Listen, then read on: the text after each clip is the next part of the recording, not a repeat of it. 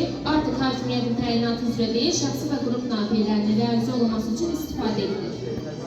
Konstitusiyamızın 8-ci maddəsinə əsasən Azərbaycan dövlətinin başçısı Azərbaycan Respublikasının prezidenti.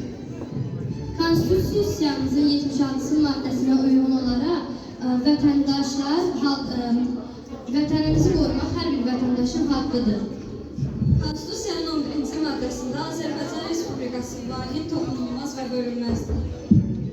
Dövlətin ali məqsədinə görə hər bir insan öz fikrini azad şəkildə ifadə etmək hüququna malikdir. Yəni, Azərbaycan ordusu tərəfindən, siyasi tərəflər məşğul ola bilər. Konstitusiyanın 21-ci maddəsinə əsasən Azərbaycan Respublikasının dövlət dili Azərbaycan dilidir. Azərbaycan Respublikası öz dövlət dilinin Azərbaycan dili olmasını müstəqil dövlətçiliyin başlıca əlamətlərindən biri kimi sayır, onun qorunması, inkişaf etdirilməsi və tətbiqin qayğısına qalır. Konstitusiyanın 23-cü maddəsinə əsasən Azərbaycan Respublikasının dövlət rəmzləri, Azərbaycan Respublikasının dövlət himni, Azərbaycan Respublikasının dövlət bayrağı və Azərbaycan Respublikasının dövlət. Konstitusiyanın 25-ci maddəsinə əsasən hər bir insanın yaşamaq hüququ vardır. İnsan hüquqları bəyənləməsi haqqında hüququ bəyənləməyə əsasən hər bir insan azad və şəxsi toxunulmazlıq hüququna malikdir. Təhsil vasitəsilə insan həyata hazırlaşır və aldığı təhsil onun sonraki həyatına təsir edir. Konstitusiyanın 42-ci maddəsinə əsasən hər bir insanın təhsil alma hüququ var. Konstitusiyanın 45-ci maddəsinə əsasən hər kəsin ana dilindən istifadə etmək hüququ vardır. Hər kəs istədiyi dildə təhsil və tərbiyə almaq, yaradıcılıqla məşğul olmaq hüququ vardır.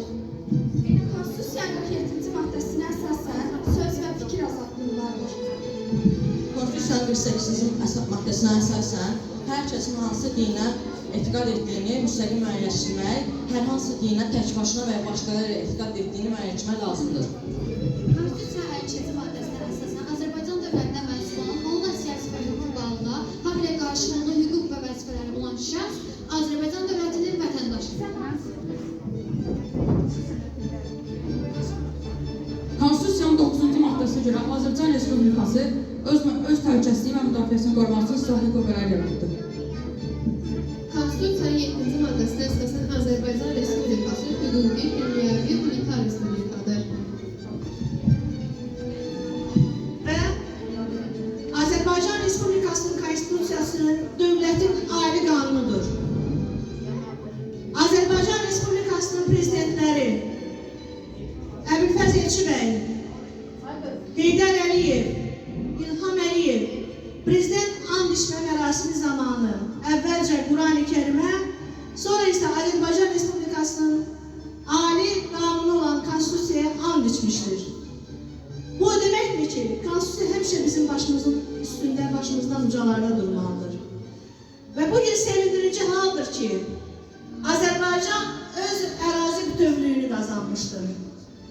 Azərbaycan igid oğul və mərd qızlarının sayəsində bütün